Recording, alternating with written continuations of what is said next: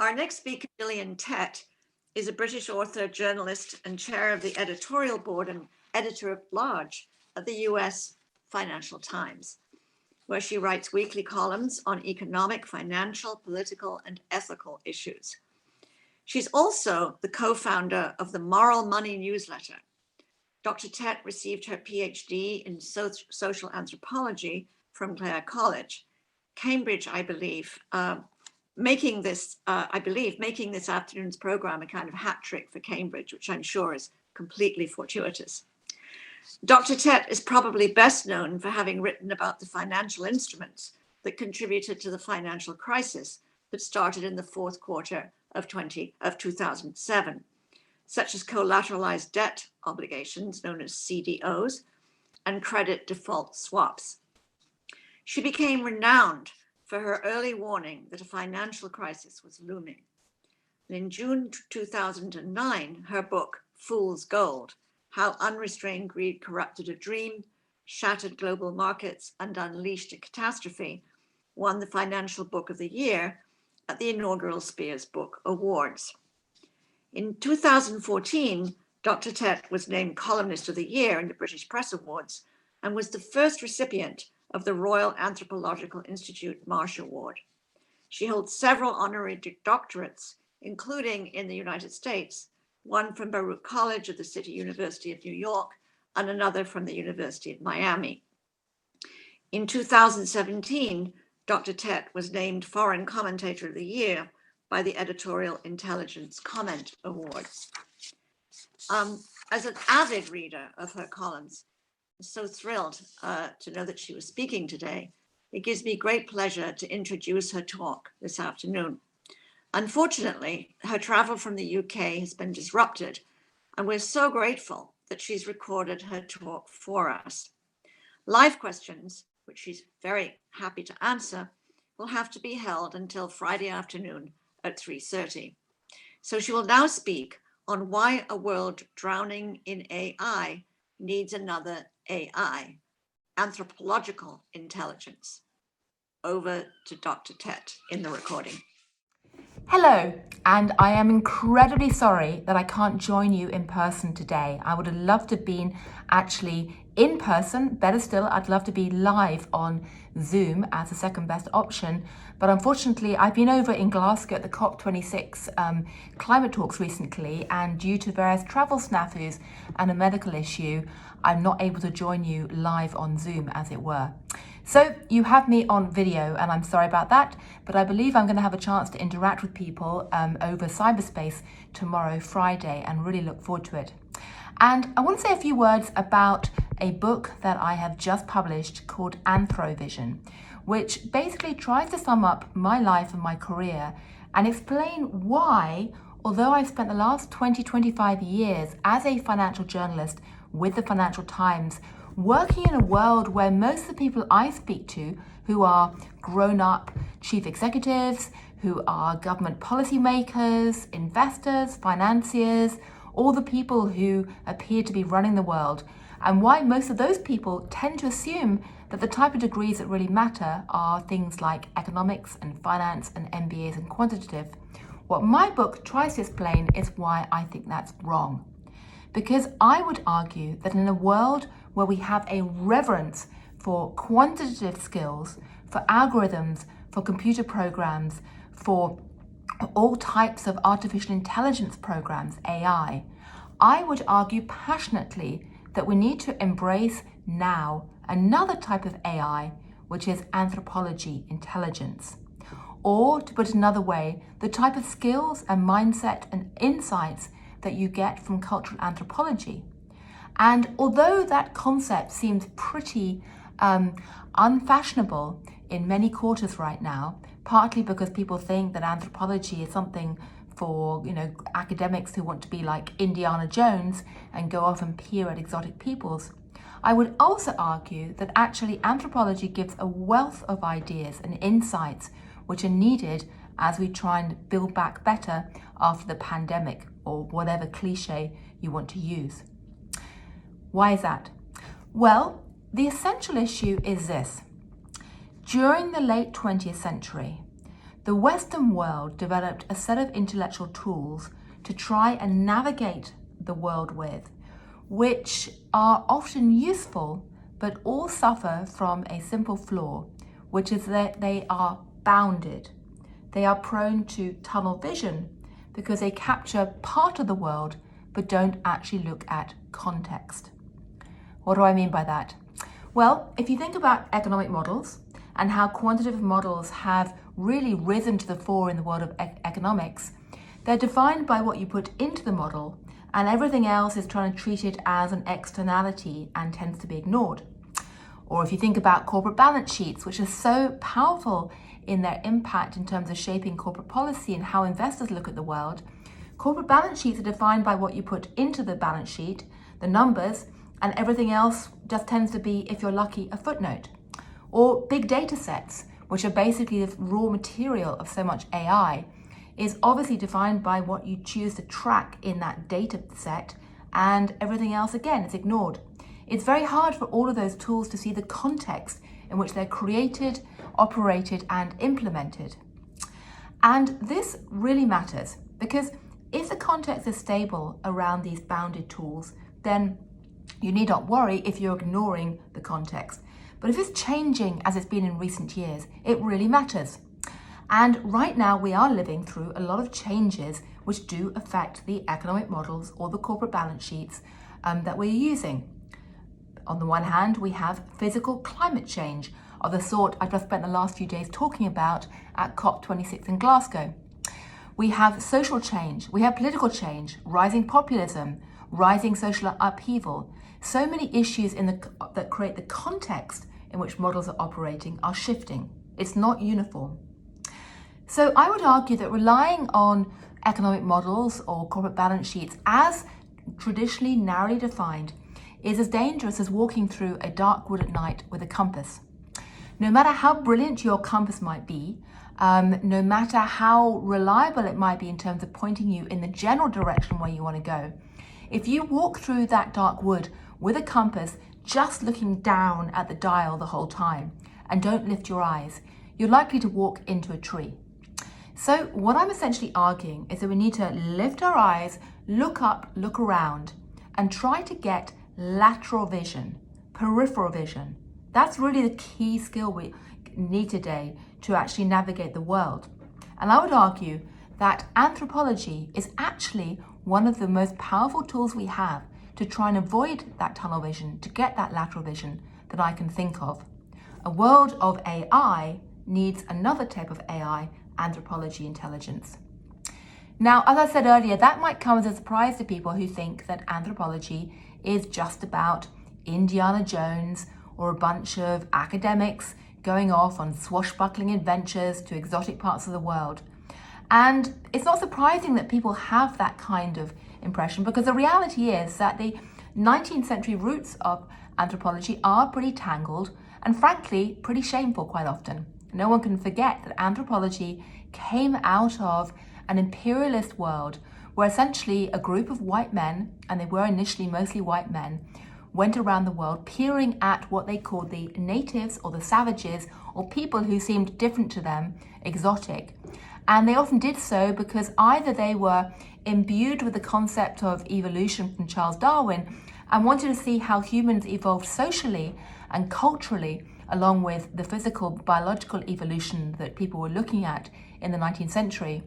Or they were peering at others because they wanted to try and convert or control or tax or trade the kind of people who were in the colonies in the imperial regions which the Europeans had conquered and were faced with strange cultures and strange people who were often resisting them. So the original roots of anthropology were indeed pretty filthy, and it's something which has tarnished the reputation ever since.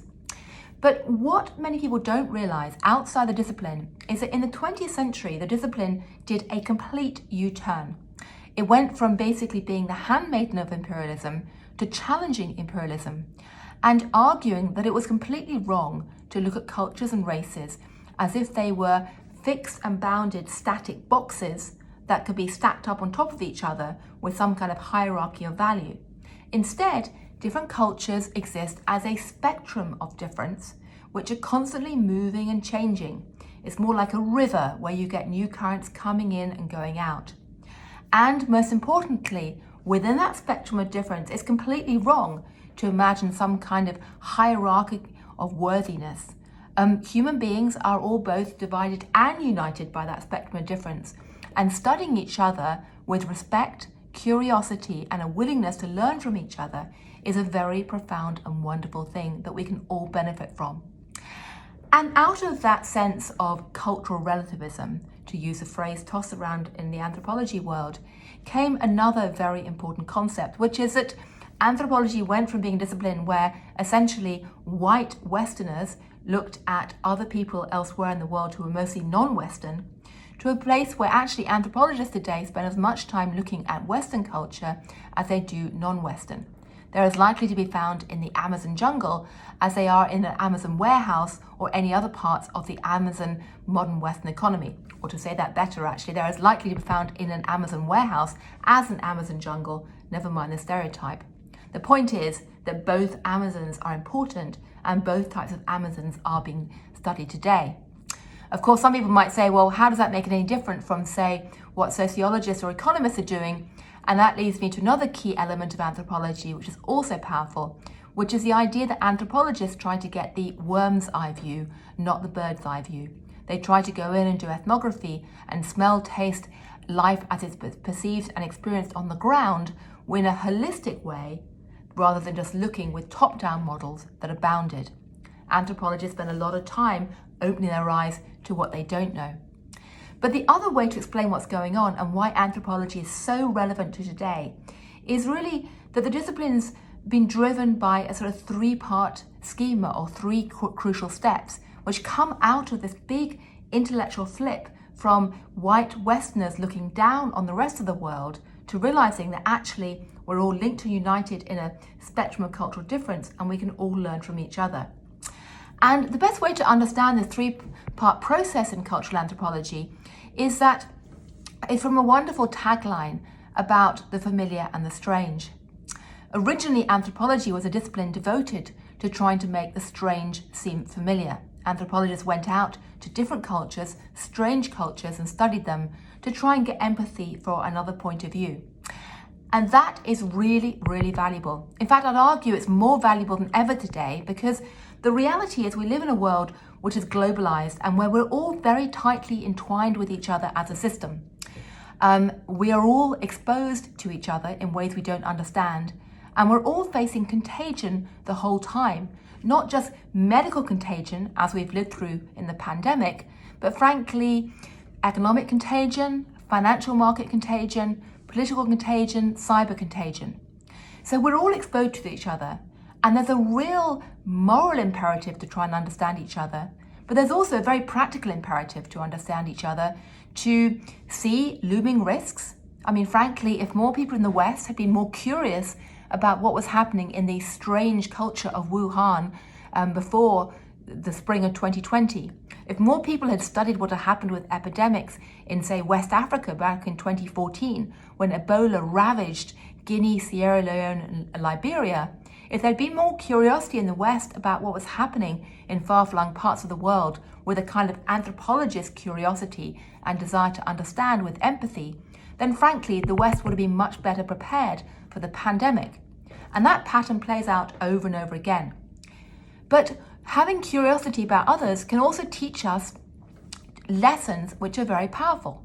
I mean, to go back to the pandemic again, if only Western governments had spent more time looking at what had happened with epidemics in Asia before COVID-19, they might have realized that actually there's all kinds of lessons you can learn about how to fight pandemics, say by trying to blend cultural science with medical science and computing science.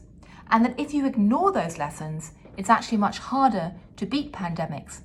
I mean, one of the lessons that became very clear during the battle against Ebola in 2014 is that unless you present messages about pandemics in a culturally sensitive way, then frankly, your chances of beating a pandemic are pretty low. What happened in Sierra Leone and Guinea in 2014 was that doctors struggled for 6 months to try and contain Ebola, And it wasn't until they brought on sociologists, anthropologists, and tried to make the medical messaging more sensitive to local culture, to resonate and work with local cultures, that they actually began to beat the disease. And that lesson could and should have been learnt a lot earlier, and it wasn't. And that's partly a failure of curiosity. That's one of the tragedies. So anthropology is powerful because it teaches you lessons about other people at a time when we need to know those lessons. But there's a second reason why anthropology is powerful, and that's to do what it teaches us about ourselves. Because one of the really important things that you need to realize in today's world is that we are all swimming in our cultural assumptions every day to a point where we can't see them clearly. The Chinese have a wonderful proverb that a fish can't see water. None of us can see the cultural assumptions that shape us unless we pause, jump out of our fishbowl, if you like, and actually look back at ourselves. If a fish wants to see the water, they need to go and swim with other fish or go and taste air for a bit. So the second thing that anthropology does is essentially show us that not only can we learn about others by jumping out of our culture and reflecting on it, we can also look back at ourselves and see ourselves more clearly. We can make the familiar seem strange after making the strange seem familiar. It works in tandem. And the last point is that doing that kind of mental journey allows us to see social silences.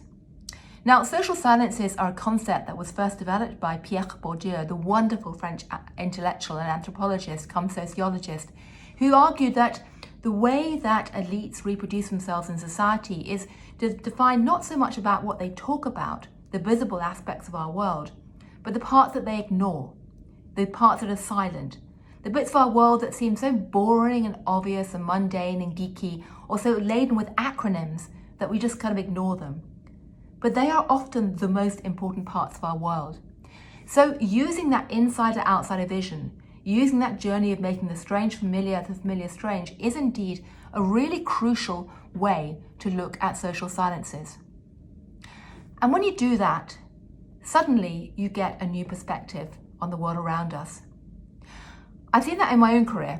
I started off as an anthropologist going off to Tajikistan and doing a very classic exercise in anthropology of living in a Tajik village up on the border of Afghanistan and essentially making the strange seem familiar, immersing myself in everyday life as an anthropologist to study Tajik wedding rituals.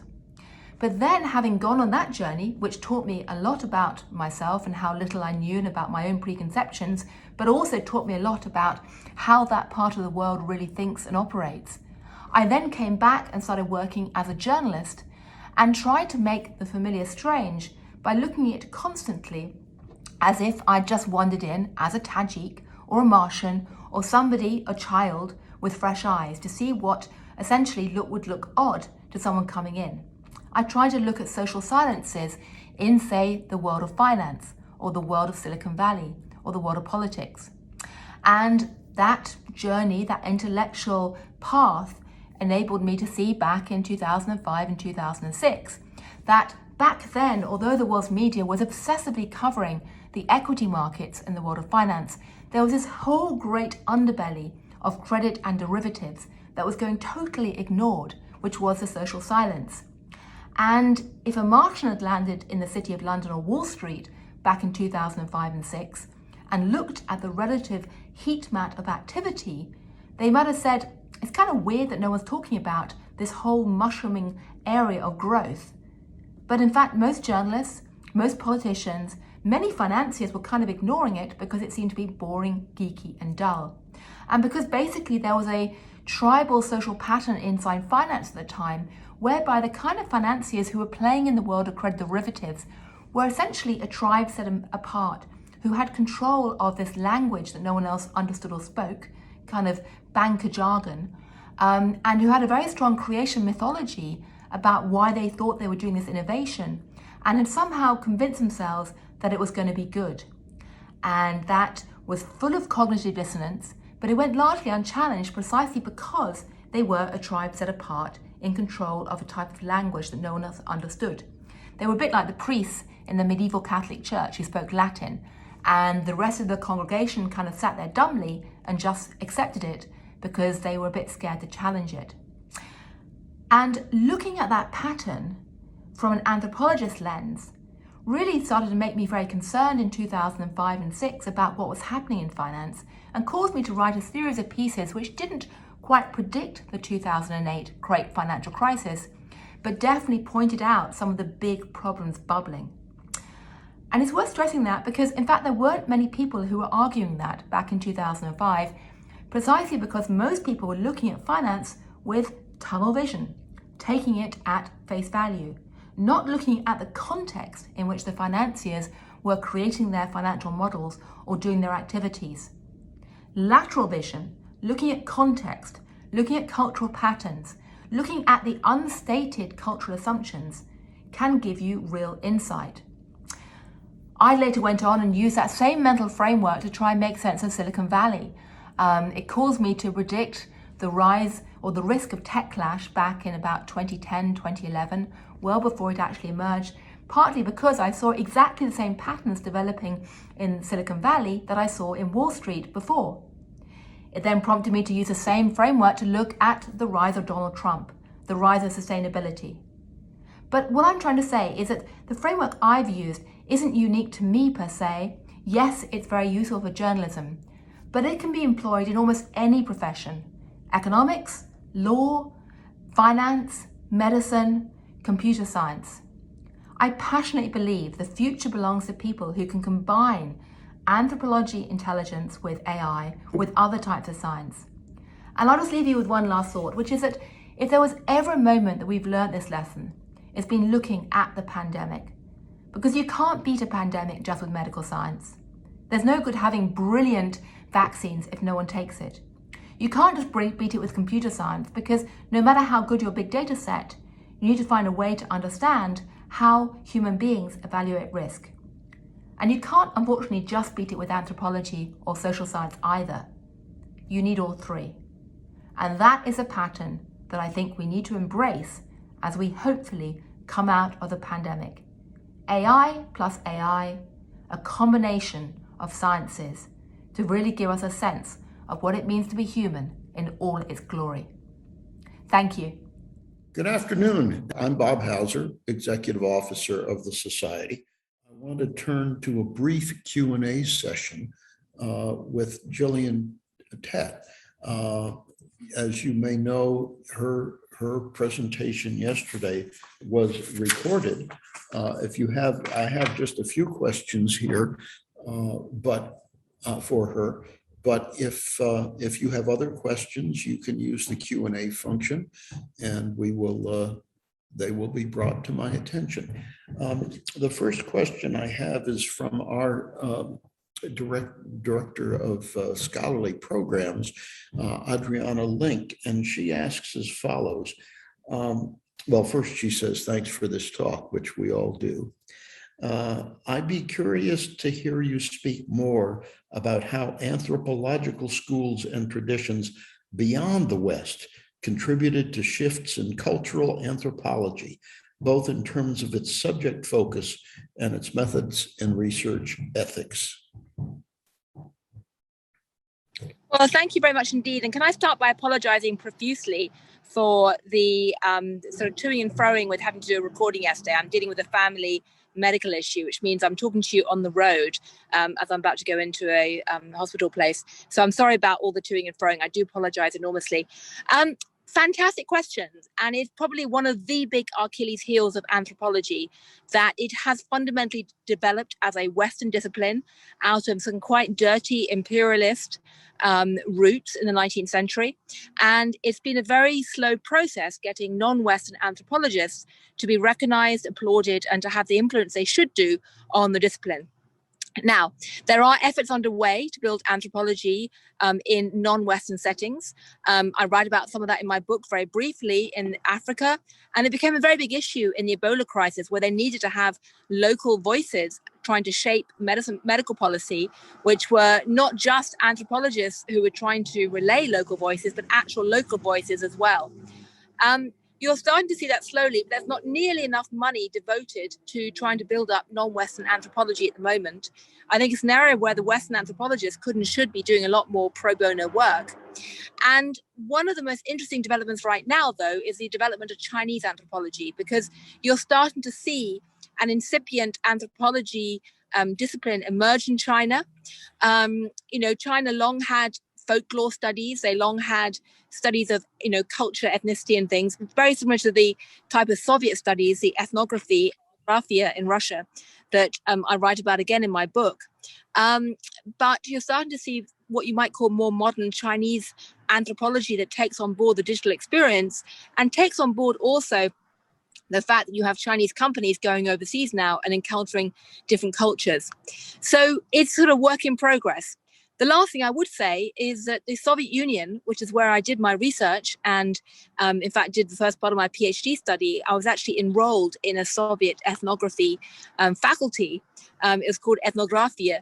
They developed a very fully fledged discipline that they called Ethnographia Anthropology within the Marxist framework, which these days has completely imploded with the death of the Soviet Union, but had at the time quite an extensively well-developed set of intellectual ideas around it and a body of research, which again is almost entirely unknown in the West.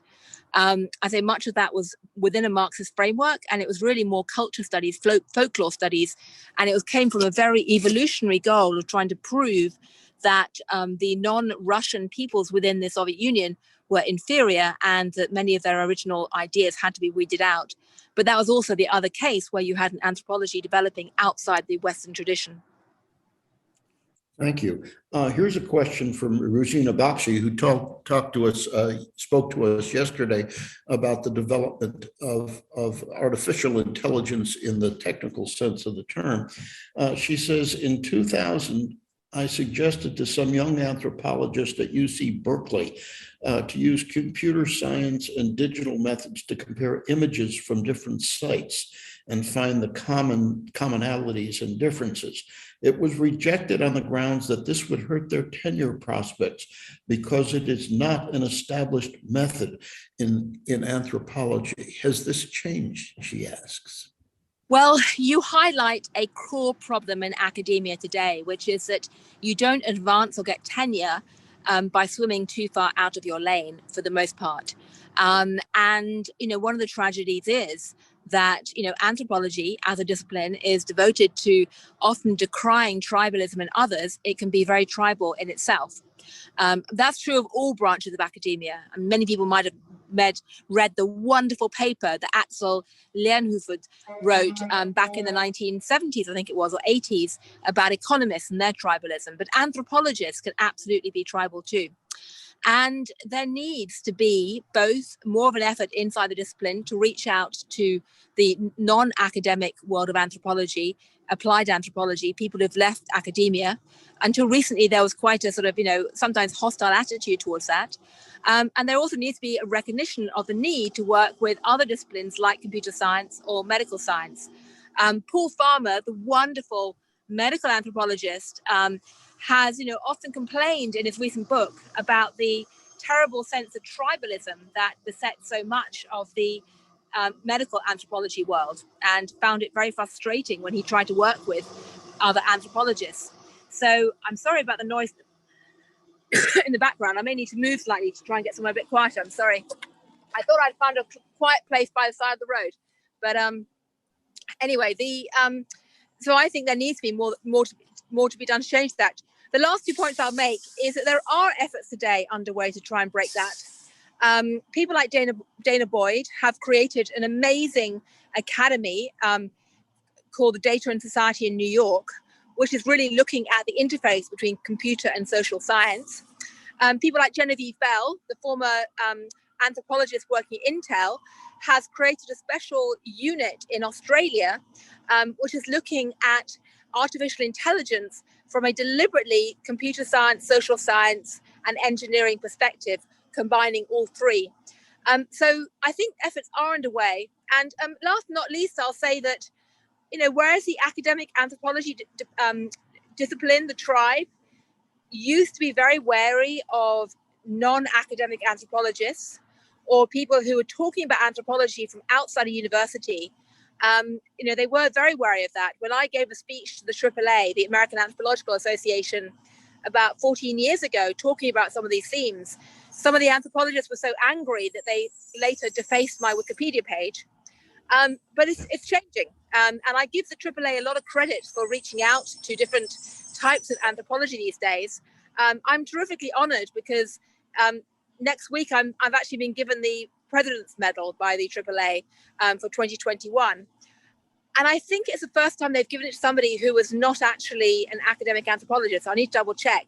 But I was very surprised to get it, very honored to get it. And the fact that they've given it to a grubby journalist, I think, shows that the discipline is changing. Thank you. Let me ask you a question, and I want to preface it with what I think is a wonderful example of in support of your argument. A few years ago, the former director of the National Science Foundation of the U.S., Rita Colwell, who's an oceanographer, was involved in a project in India to reduce cholera. And she worked with anthropologists, and they finally figured out that what they could do was to encourage women to fold up used saris and use them to filter water before they drank it. And it was remarkably successful. But having said that, I wonder whether your argument is strictly limited to the virtues of anthropology, or would you also include more humanistic and activists, sociologists, psychologists, maybe even economists or others, say, in the humanities? Absolutely. And thank you for asking that, because I should have made that clear. By the way, I've come inside the car because I think it's quieter. So apologies for talking to you from inside a car. Absolutely, couldn't agree more. I mean, the social sciences in general and the humanities, it's on one level, it's ridiculous that they're even subdivided. It really reflects the tribalism, if you like, of the academic world. But I absolutely recognize that many of the ideas that I'm advocating are found in geography. They're found in psychology, particularly social psychology. They're found in parts of economics, behavioral economics. They're found in philosophy, frankly, many, many disciplines within the social sciences and humanities. And that's good. And, in an ideal world, I'd suggest that two things are important. One is that there ought to be more interaction and interface between the different branches of the humanities and social sciences. And the fact there isn't is really a function of the tenure structure and the economic imperative inside universities. Secondly, I often argue that anthropology is at its most useful when it is combined with other bodies of knowledge. So anthropology plus economics is a really powerful combination. Anthropology plus medicine, anthropology plus computer science, plus law, plus history. It's really about trying to combine the bird's eye view that many of these other disciplines operate with and the worm's eye view, which is the anthropologist view. And, sometimes I joke that anthropology is a bit like salt in that you can add it to food and it makes the ingredients bind together and taste better as well.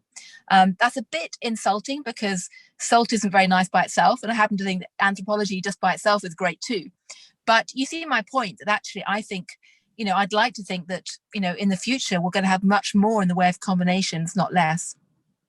Thank you very much. And I think now it's time for us to turn to the three presentations for this session. Many thanks for joining us on the road. I'm sorry about the to-ing froing. I hope that next year I can join you in person, or at least, be rather more settled in one place. I'm sorry about this medical issue. I hope so as well. Thanks again.